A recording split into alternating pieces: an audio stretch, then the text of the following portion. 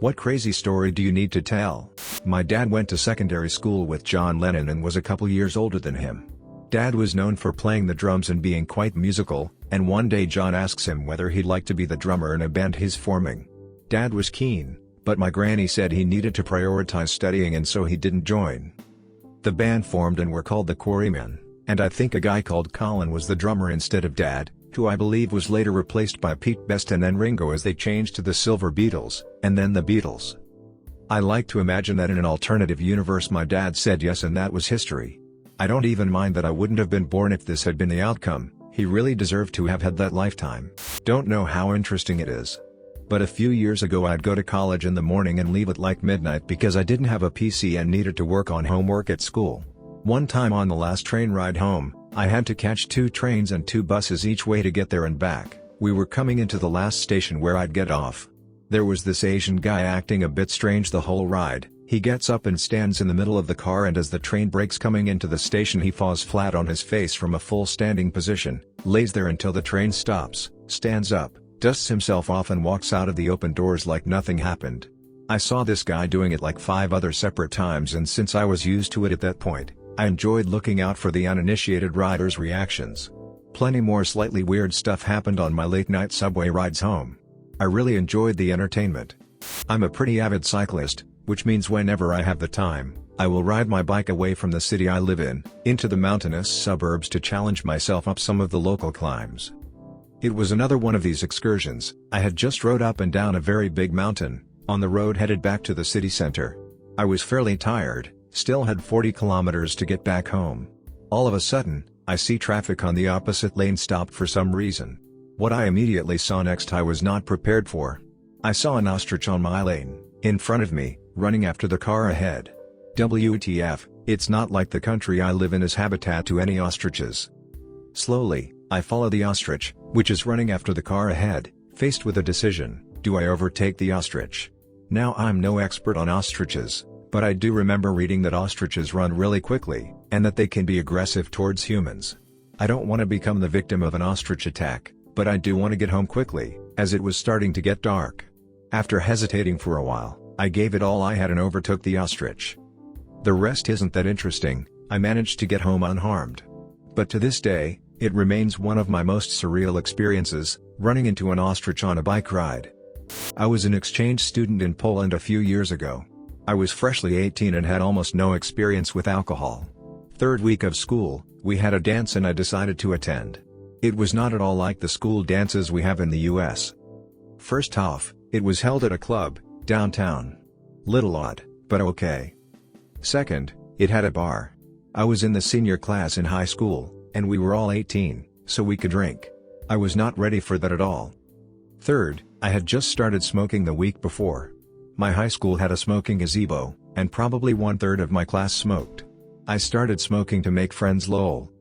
This turned into the perfect storm of me getting absolutely wasted. After blacking out shortly, I was suddenly outside smoking, and my friends and I were walking to a nearby 24 Hours liquor store. I walked in, visibly inebriated, and bought a mid-sized bottle of vodka. The cashier was hesitant, but when she heard I was American, basically just said screw it, go ham. Probably another 2 hours and another blackout later the police arrive. They start yelling at my class president for wandering in the road. For some reason drunk me decides I should get involved even though I barely speak Polish and am super wasted. I walk up to the cop, and in the worst Polish I've ever spoken, tried to say leave him alone. But what came out was leave, and then a pile of vomit all over his boots. Oh crap, this is it I thought, I'm going to get arrested and deported. The cop looked at me and said in English, "You an American?" "Yes sir," I replied knowing I was in deep crap. The cop looked me up and down, looked at the bottle of vodka in my hand and said, "You drink crappy vodka. Come with me." I was put into the back of the police car, and he started to drive away. My heart sank. 3 weeks into what was supposed to be the best year of my life, it was already over. But he stopped 2 blocks away, at the 24 Hours liquor store, brought me inside, and bought me a 100 milliliters bottle of Zubrowka vodka. He said this is good, and cheap. Welcome to Poland. Now let me take you back to your friends. As we pulled back up to the club, he leaned back and said watch this. He turned on the lights and siren and 3 or 4 kids ran down the block. He was laughing uncontrollably. He unlocked the door, and as I climbed out he shouted, "Be safe, friend." 20 minutes later I blacked out again, and the next thing I remembered was waking up on the kitchen floor of the house I was living in, feeling like absolute crap. My host mother had made coffee and said, "Damn, you had a night, huh?" And that was the craziest night I ever had. I'm from Belgium and have traveled a lot with my parents when I was younger. When I was still together with my ex-girlfriend, we traveled a lot as well, but neither of us had been to the USA, so we told this to a befriended couple, and a few beers later we started planning a trip to go on together, because another mutual friend was studying in Philadelphia for a year and we might as well go visit him. First we went to New York and Philly for a few days, then took a plane to LA, rented a car and took a road trip through Cali, Nevada, and Utah. During this road trip we'd often laugh about some of the dumb crap we'd heard or seen people do in America. We had a bunch of jokes about people in smaller villages and all kind of crazy stuff they might do. We had just been to Sequoia National Park, and we were looking for a place to spend the night and eat, because it was getting late. Found some old farmhouse where we could stay in one of the fixed-up cabins and asked the old lady who rented it to us where we could go and eat something. Mind you, this little town was called Pinehurst and had an extremely low population. She pointed us to the Pinehurst Lodge, which was basically the only restaurant bar store for miles. Went there, ate an amazing meal and decided to grab some drinks afterwards and shoot some pool.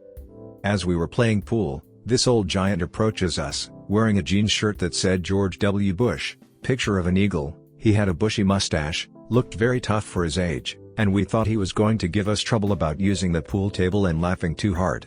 He is to this day one of the kindest people I've ever met. He asked if we were having fun and if he could join us. He bought us moonshine, which we obviously thought was hilarious, and we bought him a few beers as well. Had a blast the entire evening. While we were playing and drinking, the phone behind the counter kept ringing, but none of us was paying attention to it. By 23:30, all of a sudden, a woman comes barging in with a gun in her hand, looks at us and stomps over. I felt myself getting nervous and getting ready to react if I had to. She stops behind our new friend, grabs an empty beer bottle and smashes it on his head. We were all perplexed with what happened. She proceeded to shout insults at the man and started hitting him. He calmly tells her to relax, turns towards us, shook our hands, told us that if we ever came back to be sure to let him know so we could hang out again, and then went outside with the woman. As we stood there, still trying to understand what just happened, the woman at the bar just shouts at us, "That's his wife, he's a bit of a social butterfly," and she had already called 10 times to ask when he'd come home. We thought it was pretty cool and all, so we told her, "Oh, okay. We're just going to leave as well then, it's getting quite late." "Oh no my dearies, it's best you stay a little while longer. The shouting you hear outside is still them arguing, and I can tell she's quite pissed at you guys because she blames you that he hadn't come home yet. And I have to say it wouldn't be the first time she shot at someone for keeping him too long at the bar, so best you stay a little bit until they leave." So we stay about 30 more minutes, all the while they keep shouting outside. Then we hear a car start, and see a white truck speed off. Within seconds we see a second truck speed after the first one. This was in the mountains, with very narrow and bendy roads.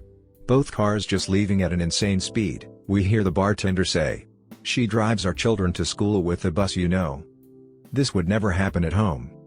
100% would go back to Pinewood Lodge in a few years. My father used to live in Kazakhstan, around 2006. One day he was with his work friend at a bar when this tall, built Russian man comes in.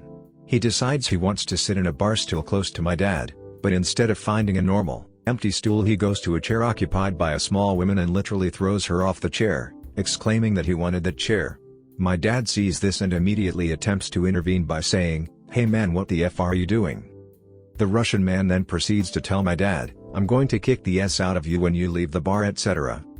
My father brushes it off, but then he notices that the Russian man's friends have started to join them.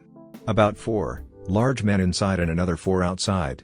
At this point my dad is nervous and decides to call the head of security, HOS, for the company he works for. Keep in mind my dad was the managing director of Kazakhstan at the time. The HOS tells my dad wait at the bar for him to come, and after some tense drinking with the work buddy, 30-some bodyguards start pouring into the bar, making a line for my dad to the exit of the bar. Because of the country they are in, the bodyguards all have pistols on them as well. So the 30-something bodyguards have made a wall of people either side of my father. After that, the HOS takes him to his car, But there was an additional 2 black BMWs that were there to escort my dad home. Not the most insane story, but it was insane to hear my dad tell it to me. He also said the urge to flip off the big Russian guys was massive, but he didn't want to risk it. When my mom was pregnant with me, she and my father divorced and he gave up all parental rights. I've never met him or spoken to him, I've only seen a few pictures. About 2 years ago, I worked at a healthcare facility where I would float to different offices around the county based on who needed the help. This one particular morning I was checking the doctor's schedule and saw my father's name. He was scheduled to be in the office next door to where I was working, and I thought it was pretty crazy, but I most likely wouldn't even see him. The time of his appointment came and he walked into my office straight up to me and says he had a doctor appointment with Dr. X. My heart was racing cause I knew it was him as soon as he walked through the door. I told him Dr. X was the office next door and he left.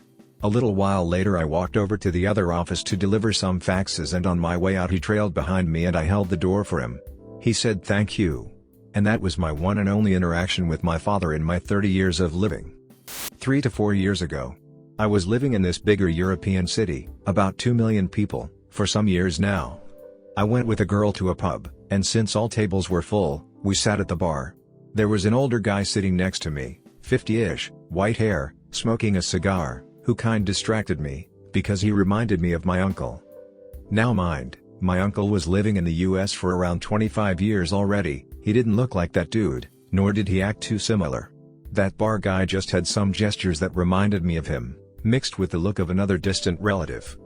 So, the girl I was with goes to the toilet, so I can't hold back anymore and look this dude in the eyes and tell him he reminds me of my uncle. He jokingly asks, "What's his name?" I tell him, and also tell him well, he lives in the US and works in field of work, and then the guy looks stunned and tells me the names of my whole family. Turns out he was the flatmate of my uncle 30 years ago for about half a year.